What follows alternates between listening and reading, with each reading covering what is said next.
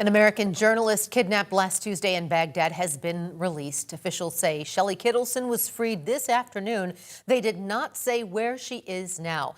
The development came after an Iraqi militia said it decided to free Kittleson under the condition that she leave the country immediately upon her release. There are only a few hours now before President Trump's deadline for Iran to make a deal and reopen the Strait of Hormuz.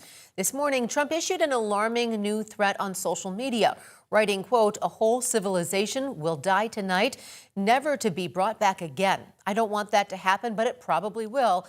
And today, the Prime Minister of Pakistan asked Trump to extend the deadline, saying diplomatic efforts are progressing.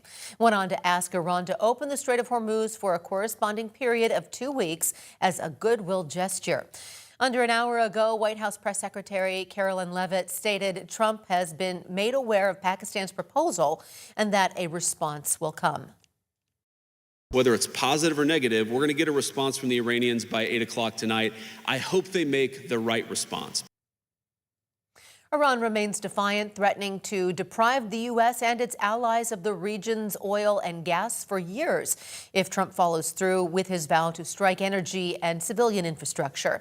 Some Iranians have gathered on bridges and around power plants to form human chains.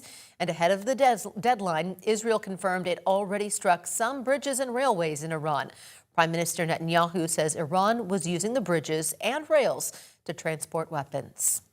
Today, the U.S. carried out new strikes on Iran's Karg Island. According to a U.S. official, the mission targeted military sites and no oil facilities were hit. The island is located in the Strait of Hormuz. It handles about 90% of Iran's crude exports. This is the second round of U.S. strikes on Karg Island in recent weeks. Vice President J.D. Vance is in Hungary today, meeting with Prime Minister Viktor Orban, an ally of President Trump's. Vance spoke about the attack in a press conference. We were going to strike some military targets on Karg Island. I believe we have done so. The president's deadline has been followed by us and everybody else, and he said very clearly, we're not going to strike energy and infrastructure targets until the Iranians either make a proposal that we can get behind or don't make a proposal, but he's given them until Tuesday at 8 o'clock. So I don't think the news on Karg Island represents a change in strategy or represents any change from the President of the United States.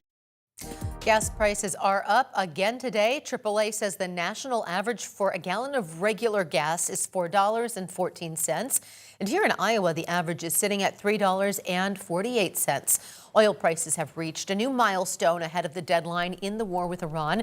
The U.S. oil benchmark is topping out at over $116 a barrel, more than double what it cost in January. And the world benchmark is trading around $110 a barrel. A Local 5 has your back if you need help finding the lowest gas prices in the area. Just text GAS to the number on your screen. That is 515-457-1026, and we'll send a list straight to your phone.